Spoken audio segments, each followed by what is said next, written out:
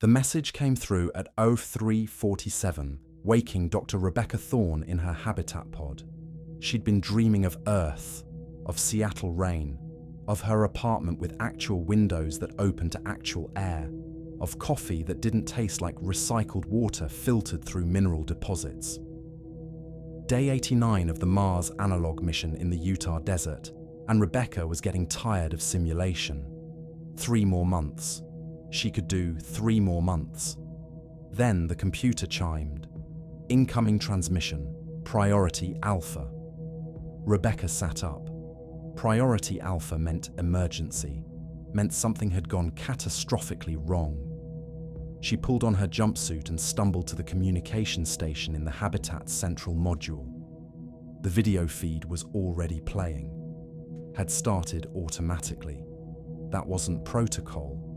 Nothing auto-played except mission control's scheduled check-ins. On the screen, herself.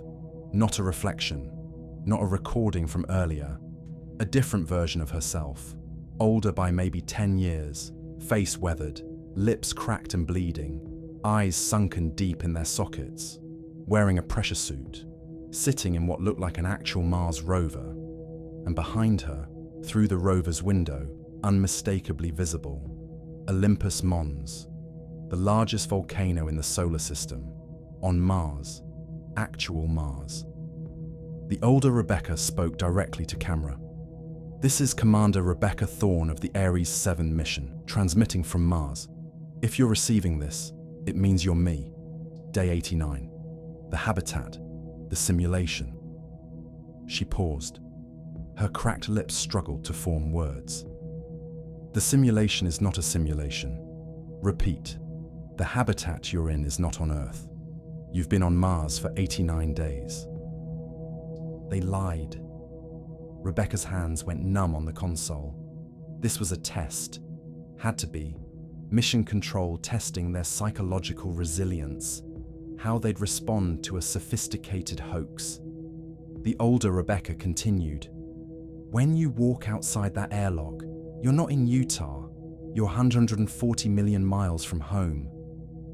The Earth you see through the video feeds is fake. The sky you think is blue is actually red. They sent 6 people to Mars and told them they were in a desert. We're the only 6 people on another planet, and we don't know it. The experiment is how long humans can survive being told they're safe when they're not. Rebecca's breathing was too fast. This was elaborate. The rover looked real. Olympus Mons looked real. The older version of herself looked real. The specific pattern of sun damage on her face. The slight asymmetry to her features that Rebecca knew was hers, but never noticed until she saw it from outside. I'm transmitting from 2035, the older Rebecca said. 10 years from now. For you, it's 2025, day 89. You have 11 days left. 11 days before the habitat life support fails. 11 days before the Earth return window closes. After day 100, there's no escape. You'll be stuck on Mars permanently, whether you believe you're there or not. The older Rebecca leaned closer to the camera. Rebecca could see blood crusted around her nostrils, could see the desperation in her eyes. Find a way to believe you're on Mars. Find a way to accept the truth. Because if you don't, you'll all die thinking you're in Utah.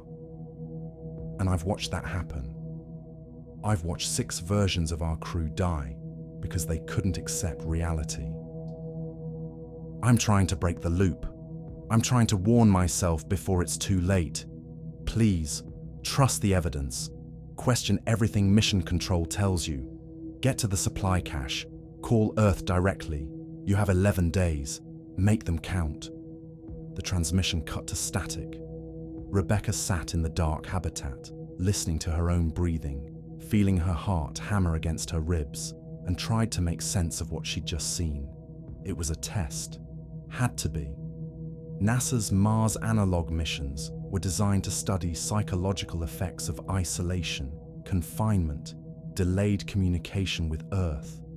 This was probably some experimental protocol, measure how the crew responds to destabilizing information, to impossible claims, to seeing their own faces from the future.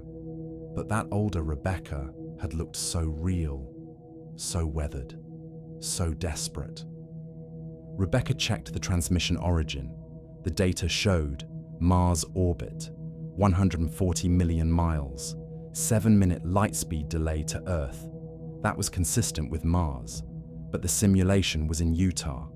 The computers were programmed to simulate Mars conditions, including communication delays. This proved nothing. Rebecca pulled up the habitat's external camera feeds, showed the Utah desert. Red rocks, yes, but Earth red. Earth geology, Earth sky turning grey with pre-dawn light. She switched to a different camera angle, same view, desert, Earth.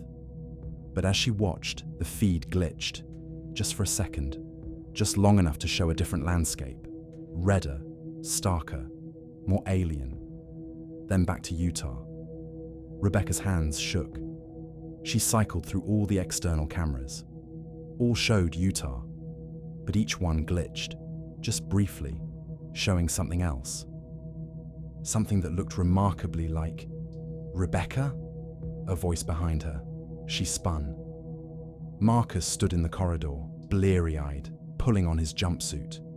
What's wrong? The priority alert woke me. Rebecca hesitated. How did you tell your crewmate that you'd just watched yourself from the future claim they were on Mars? There was a transmission. Priority Alpha. You should see it.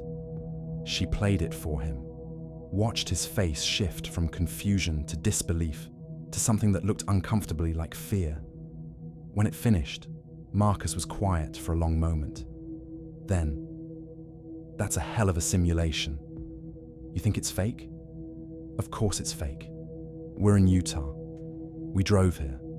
I remember the drive. I remember checking into the habitat. This is some kind of test, measuring our response to psychological warfare. But what if what? What if we've been on Mars for 89 days and somehow don't know it? Come on, Rebecca, you're a geologist. You know the difference between Earth and Mars. We'd know. Would we? Rebecca pulled up the air quality monitor. CO2 levels, 0.9%. High, very high, too high for Earth atmosphere. Look at this. CO2 should be 0.04% on Earth. This reading is 23 times higher. Equipment malfunction, all part of the simulation parameters. They're making us think we're on Mars to see how we respond. Or the equipment is working correctly, and we really are on Mars. Marcus stared at her. You're actually considering this? You think that video is real? I don't know what I think, but we should check, should verify, should... Rebecca. Marcus's voice was firm, grounding. We are not on Mars. We are in Utah. This is a simulation. That video is a hoax, probably generated by some AI tool designed to test us. Don't fall for it. Don't let them psych you out. But Rebecca was already pulling up the navigation system. GPS coordinates displayed, 18.65 degree, 226.2 degree. Those were Mars coordinates, Elysium Planitia landing site. If they were in Utah, coordinates should be 38 degree, 110 degree below. Marcus, look at this. He looked. His face went pale. That's just the simulation data. The system is programmed to display Mars coordinates as part of the scenario. It's not real. How do you know? Because we would have known if we launched to Mars. We would have been in a rocket. We would have felt liftoff. We would have... Do you remember the drive to Utah?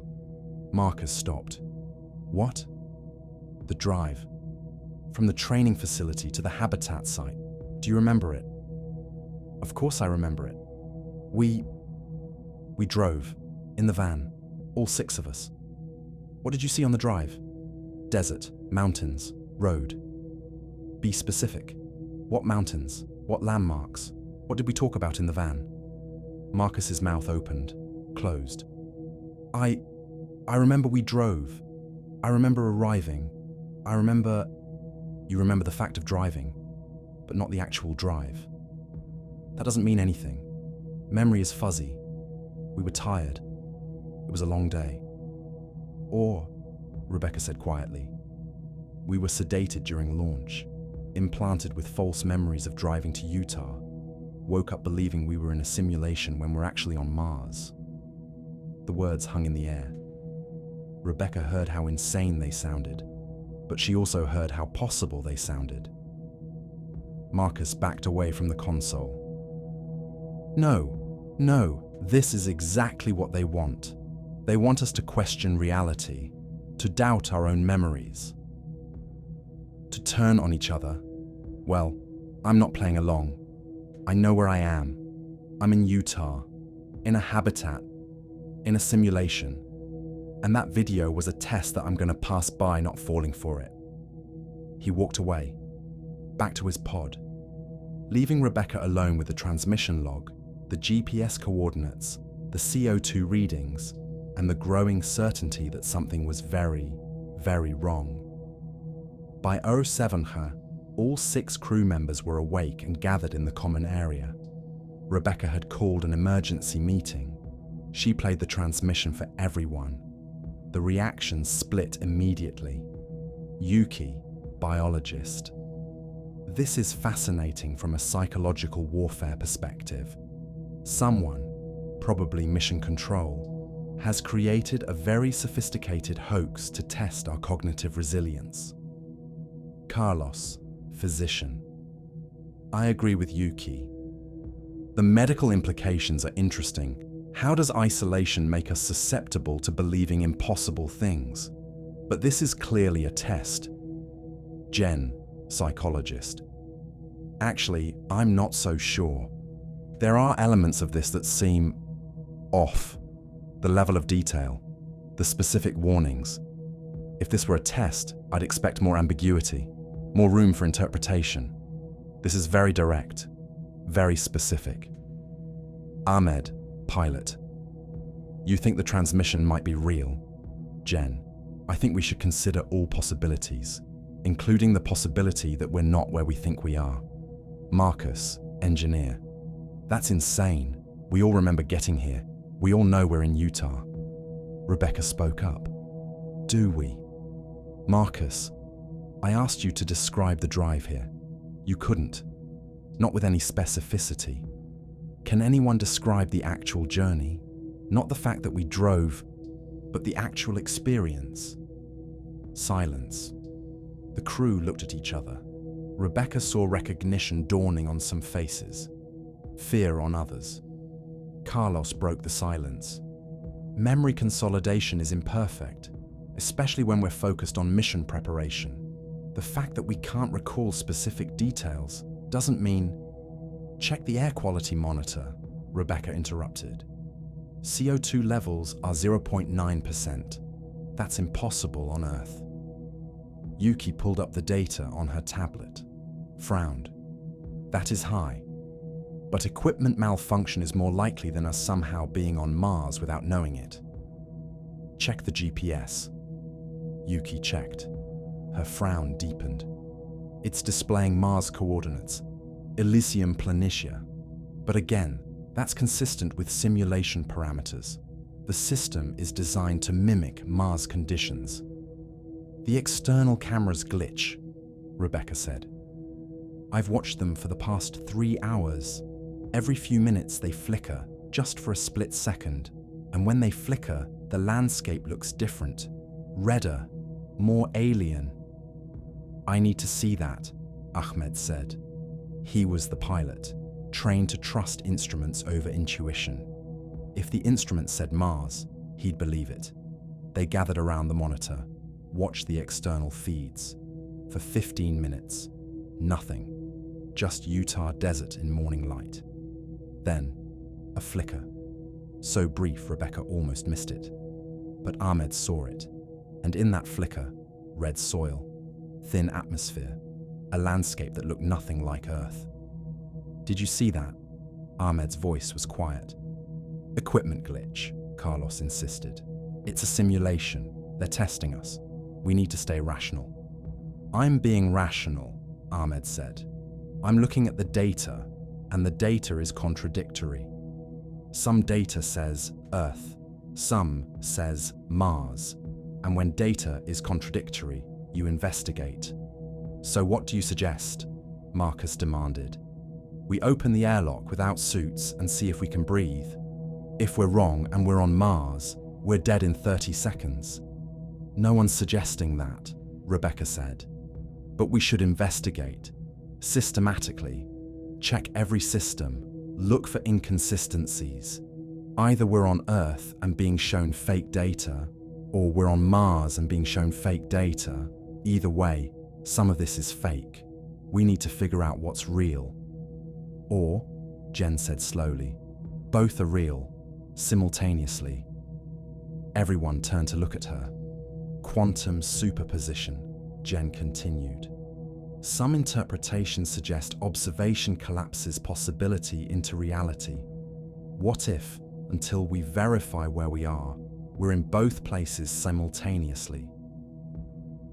What if belief itself determines which reality becomes true?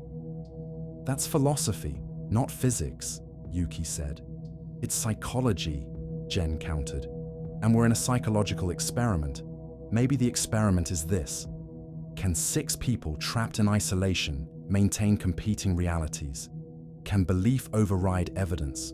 Or does evidence override belief? That's insane, Marcus said. Is it? We've been isolated for 89 days. Shared living space, shared air, shared everything. Folia plusia is well documented. Shared psychosis among isolated groups. What if we're all experiencing the same delusion? What if the transmission triggered a collective break from reality? Or, what if the transmission is the only real thing we've seen in 89 days? Rebecca said. What if everything else, the Earth feeds, the Utah simulation, our memories of getting here, is the delusion? The crew fell silent. The implications were too big, too destabilizing. Finally, Carlos spoke. We need to contact Mission Control, report the transmission, get clarification. Rebecca pulled up the communications system, sent the message. Priority Alpha transmission received. Request immediate verification of HAB location and mission parameters. Awaiting response. The response time would tell them something. If they were in Utah, Mission Control could respond immediately. If they were on Mars, the response would take 7 minutes minimum, light speed delay. They waited. 1 minute, 2, 3, 4, 5, 6, 7. At 7 minutes and 12 seconds, Mission Control responded. Ares Analog Crew, Mission Control here. We received your transmission. The Priority Alpha message you received was not authorized by this facility. It appears to be a sophisticated hoax, possibly generated by a crew member experiencing psychological distress. Please maintain your current location. Do not attempt to exit the habitat. We are dispatching a support team to your location. ETA 7 hours. Repeat, remain in habitat. This is a psychological emergency. 7-minute delay, consistent with Mars, but also consistent with Mission Control deliberately waiting 7 minutes to simulate Mars delay as part of the test. 7 hours, Ahmed said. If we're in Utah, support arrives in 7 hours. If we're on Mars, no support can possibly arrive in 7 hours. So we wait 7 hours and we'll know. Unless, Rebecca said, they're lying. Unless there is no support team. Unless the 7-hour timeline is fake to keep us passive until the return window closes. You're paranoid, Marcus said. Or I'm the only one thinking clearly, Rebecca shot back. That transmission said we have 11 days. Day 100 is the cutoff. After that, we're stuck. If we wait 7 hours, then another day while they investigate, then another day while they deliberate, suddenly we're at day 94, day 95, and we've lost our chance. Chance for what? Carlos demanded. To do what? Open the airlock and find out we're in Utah and we just failed the simulation. To open the airlock and find out we're on Mars and we can still get home, Rebecca said. The crew stared at her. You want to EVA, Marcus said flatly. You want to suit up and go outside based on a transmission from your alleged future self. I want to verify. One way or another, if we suit up, go out and find Utah, then fine, we were wrong. We failed the simulation, but we survive. If we don't go out and we're really on Mars and the life support fails on day 100, we all die still believing we're in Utah. Which outcome is worse? Silence. Then Jen spoke. I think we should vote. Democracy. We decide as a group whether to trust our memories or trust the evidence. Reality doesn't work by vote, Rebecca said. No, Jen agreed. But we're not voting on reality. We're voting on action. Do we stay or do we investigate? That's actionable, that we can vote on. They voted. 3 voted to stay. Marcus, Carlos, Yuki. They believed they were in Utah, believed the transmission was a hoax, believed mission control would arrive in 7 hours. 2 voted to investigate. Rebecca, Ahmed. They believed the evidence over their memories, believed the contradictions needed resolution. 1 abstained. Jen. I genuinely don't know what I believe anymore. Both realities seem equally plausible. I'm experiencing cognitive dissonance so severe, I can't make a rational choice. Tied. 3-2-1. No consensus. Then we wait, Marcus said. Mission control arrives in 7 hours. They'll tell us the truth. We'll all laugh about this psychological test, and we'll have passed by not panicking, by trusting protocol. Or we'll have failed by trusting the wrong people, Rebecca said. The crew dispersed. 3 believing Utah, 2 believing Mars, 1 believing nothing.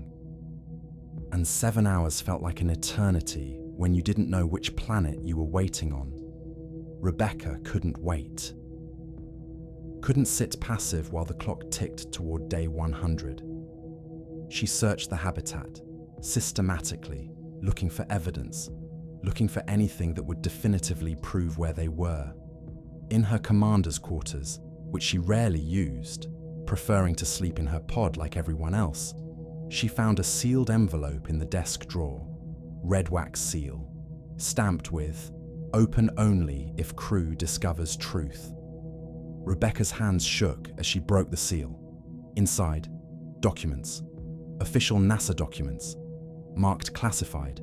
The first page read, Mission Briefing, RS-7, Eyes-Only crew members, Thorn, Rebecca, Commander, Ahmed, Hassan, Pilot, Martinez, Yuki, Science, Rodriguez, Carlos, Medical, Singh, Marcus, Engineering, Park, Jennifer, Psychology, Mission Parameters, Actual Mars Landing, 6-month surface mission, crew to be kept unaware of true destination until psychological profiles indicate readiness for revelation.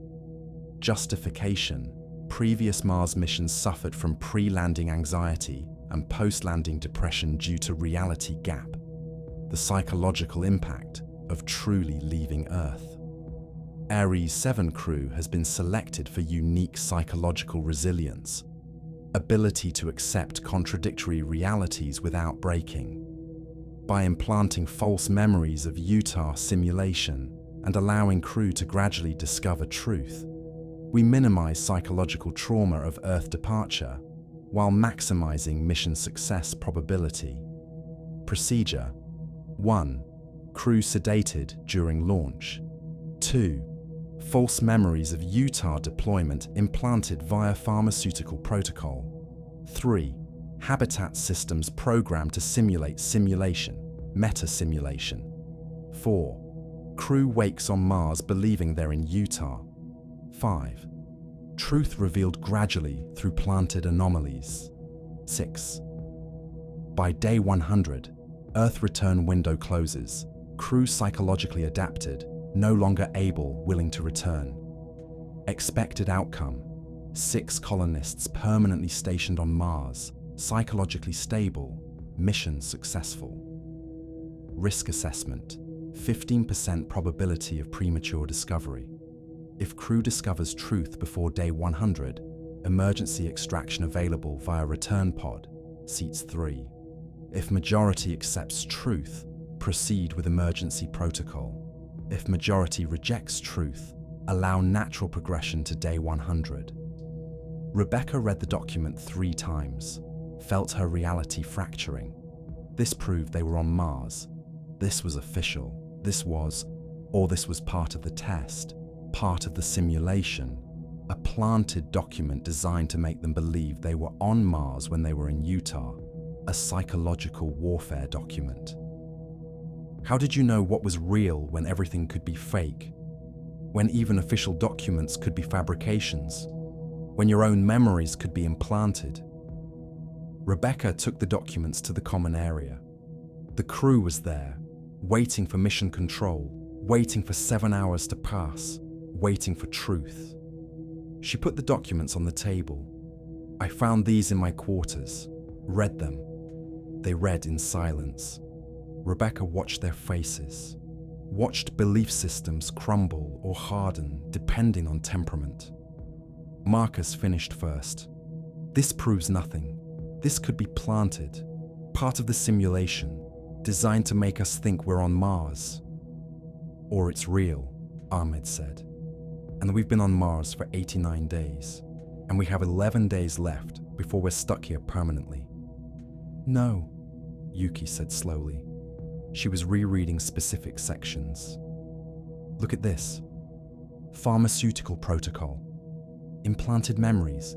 Even if we're on Mars, even if this is real, it means our memories of Earth might be fake too. Which memories? How much of our past is real? Silence. The implications spreading like frost. Jen spoke. If our memories can be implanted, then we can't trust anything we remember. Not childhood, not training, not the drive to Utah, or not drive to Mars.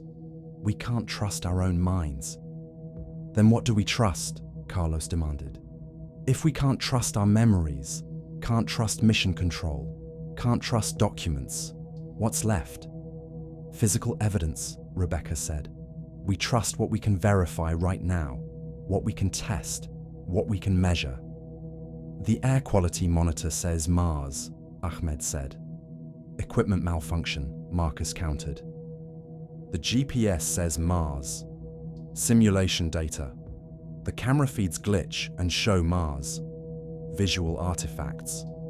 The communication delay is 7 minutes. Simulated delay. Every piece of evidence points to Mars and you're explaining it away, Rebecca said.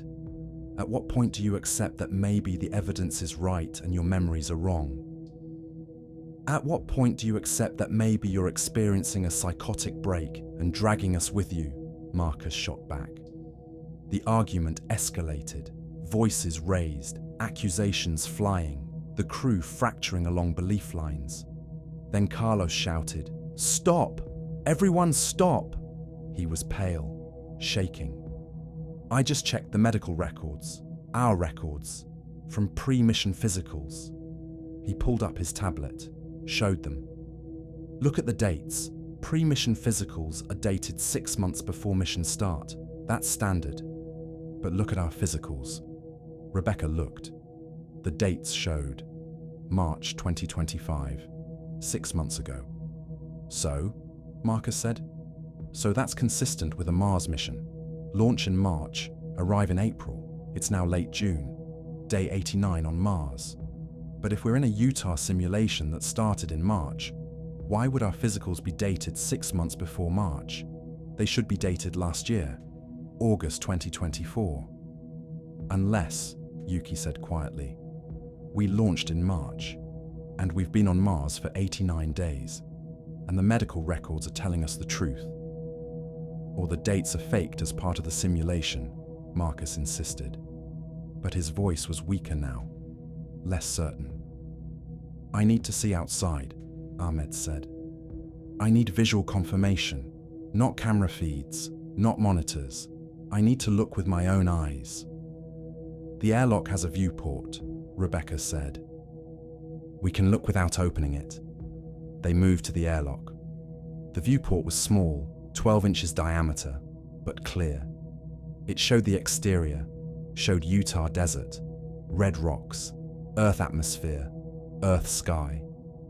There, Marcus said. Utah. We're in Utah. This ends now. But Ahmed was frowning. The shadows are wrong. What? The shadows. Look at them. The angle, the length. It's morning here. Sun should be low, shadows should be long. But those shadows are short. Midday short. Like the sun is much smaller, much farther away. You're seeing what you want to see, Marcus said. No, I'm seeing what's actually there. The sun in that view is 40% smaller than Earth's sun. That's consistent with Mars. 142 million miles from Sol instead of 93 million. Camera distortion? Marcus, Yuki interrupted. She was at the computer console. Had pulled up something. Look at this. The habitat's internal pressure is 101.3 kPa, Earth standard. But I just ran a differential analysis. If the external pressure matches the readouts on our sensors, it's 0.6 kPa. That's Mars pressure. If we're in Utah, external pressure should be 84 kPa, altitude-adjusted Earth atmosphere. If we're at 0.6 and internal is 101.3, that's a pressure differential of 100.7 kPa. If we open this airlock, that pressure differential will equalize in about 2 seconds. It will sound like an explosion. Or, Marcus said desperately, the simulation is set up to mimic those conditions, to make us think we're on Mars. That's the whole point. Then let's find out, Rebecca said. She moved toward the airlock controls. No. Marcus grabbed her arm. You can't. If you're wrong, if we're in Utah and you open that airlock, you'll flood the habitat with desert air. You'll ruin the simulation. You'll ruin everything we've worked for. If I'm right and we're on Mars and I don't open it, we die on day 100 thinking we're in Utah. Which failure is worse? We don't know you're right. Then help me find proof. Rebecca pulled her arm free. Help me test, help me verify, or step aside and let me do it. Marcus stepped aside, but his face showed fear, real fear. Not fear of failure, fear of being right. Fear that when Rebecca opened that viewport, when she cracked the seal, when the truth could no longer be denied, they'd discover they were 140 million miles from home with no way back. Rebecca cycled the viewport cover open. Not the full airlock, just the small observation window. Just enough to... The sound was like thunder. The pressure differential, even through the small viewport, was massive. The window cracked but held. And through the cracked window, Rebecca saw red soil, saw thin pink atmosphere, saw Olympus Mons on the horizon, unmistakable, impossible on Earth, saw Mars. They were on Mars, had been on Mars for 89 days, and they had 11 days left to decide if they wanted to go home. The crew sat in silence, staring at the cracked viewport, at the red planet beyond. Marcus was shaking. No, this is still fake, this is elaborate. They built a Mars-like environment in Utah. They're... Marcus. Yuki's voice was gentle. Look at the stars. She'd pulled up the star tracking database, compared the constellations visible through their main observation dome to Earth's sky. They didn't match. The stars through their dome matched the Mars sky, precisely, perfectly, down to individual star positions that could only be viewed from Mars's orbital position, 140 million miles from Earth. We're on Mars, Yuki said. We have been the entire time. Our memories of driving to Utah are false, implanted. We were sedated during launch, woke here thinking we were in a simulation. Carlos was hyperventilating. Jen was trying to calm him. Ahmed sat motionless, staring at nothing. Rebecca felt oddly calm. She'd known. Some part of her had known since the transmission, since the older version of herself had warned her. "We need to contact Earth," Rebecca said. "Directly, not through mission control. The document said there's an emergency return pod. Seats 3. We need to access it. Need to call Earth before the return window closes." "Return pod," Ahmed echoed. "In 11 days, the Earth-Mars orbital positions won't allow return. After that, we'd have to wait 26 months for the next window, and the habitat's life support is only rated for 180 days. We'd run out long before." "So we have to decide," Rebecca said. "Do 3 of us take the return pod and go home? Do all 6 of us stay and hope resupply arrives before life support fails? Or do we try something else? We don't all get to go home." Yuki's voice was small, scared. "The document said 3 seats, emergency return only." "Then who goes?" Marcus demanded. "How do we choose? Draw straws? Vote? Flip a coin?" "We don't know if the return pod is even real," Carlos said. "Maybe that's fake too. Maybe it's all still." "Carlos," Rebecca's voice was firm. "We're on Mars. Accept it. Process it. Grieve it if you need to. But accept it. Because we have 11 days to figure out what to do, and denial is wasting time we don't have." "Where's the return pod?" Ahmed asked. "If it's real, where is it?" Rebecca checked the documents. "Supply cache, 4 kilometers west. Emergency communications array. Direct Earth line. But to get there, we need to EVA, need to suit up, need to walk 4 kilometers on Mars." "In suits we think are simulation suits," Yuki said. "What if they're not rated for actual Mars? What if they're just props?" "Then we die trying to reach the cache instead of dying in the habitat," Rebecca said. "At least we die doing something." Jen finally spoke. She'd been silent through all of this. Processing. "I think we should consider that Mission Control's plan might have been right. That maybe staying is better than returning." Everyone turned to look at her. "Think about it," Jen continued. "Earth sent us here knowing we'd be stranded, knowing we couldn't come back. They were trying to create permanent colonists, people psychologically adapted to Mars. They gave us false memories so we wouldn't grieve Earth, so we could build a life here without looking back." "That's kidnapping," Marcus said. "That's imprisonment. They lied to us, stripped our consent." "But now we know the truth," Jen said. "And maybe the truth is worse than the lie. Maybe going home means being the people who went to Mars and came back, who saw another planet and retreated, who couldn't adapt. Maybe that's worse than staying, than choosing this." "You want to stay?" Rebecca stared at her. "You want to choose Mars?" "I'm saying it's an option. The documents say they were planning to reveal the truth eventually, on day 100. Let us adapt gradually. Maybe we should let that happen. Maybe we should choose to stay." "I want to go home," Yuki said quietly. "I want to see Earth again. I want to see my family. I want—" Her voice broke. Rebecca made a decision. "We split up. Ahmed and I will EVA to the supply cache. We'll access the return pod. We'll contact Earth. The rest of you stay here. Keep the habitat running. When we get back, we'll have options, information. Then we decide as a group." "No," Marcus said. "I'm going with you. I don't trust you not to take the pod and leave the rest of us." "Fine. 3 of us EVA. 3 stay. We go at dawn tomorrow. Gives us time to check the suits, plan the route, prep for contingencies." "And if the suits fail?" Carlos asked. "Then we die knowing we're on Mars," Rebecca said. "That's better than dying thinking we're in Utah." They spent the day preparing, checking suits, testing life support, plotting the route to the supply cache. The suits were real, rated for Mars. The life support packs were fully charged. The route was clear. At dawn, Mars dawn, pink and cold, Rebecca, Ahmed, and Marcus suited up.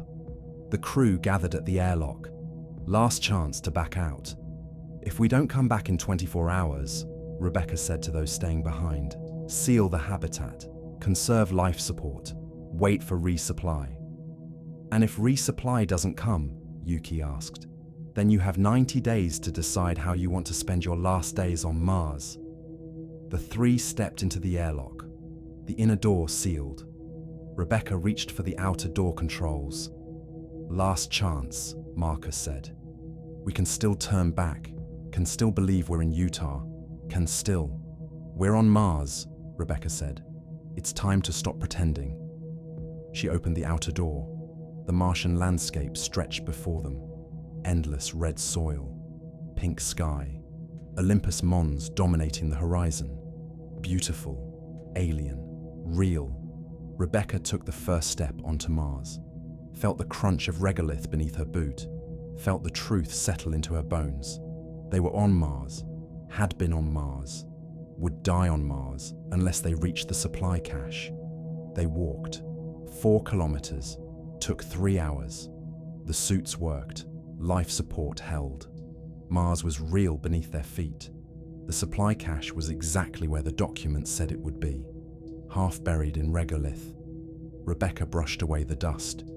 Inside, the return pod, 3 seats, charged, ready, real. And next to it, the emergency communications array, direct Earth line, no mission control intermediary. Rebecca activated it, sent the message, Ares 7 crew to Earth. We know we're on Mars. We know about the deception. We have 3 seats in emergency return pod. We have 10 days before window closes. Request immediate extraction authorization. The response would take 7 minutes, light speed delay. They waited. 7 minutes later, Earth responded. Ares 7, this is Houston. We copy. Emergency extraction authorized. Return pod is programmed for Earth trajectory. Launch window opens in 72 hours. Seats 3, choose wisely. Rescue mission for remaining 3 will take 18 months. Habitat life support will not last. I'm sorry. We never wanted it to go this way.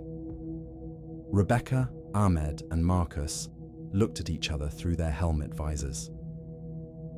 3 seats, 6 people. Someone would be left behind to die.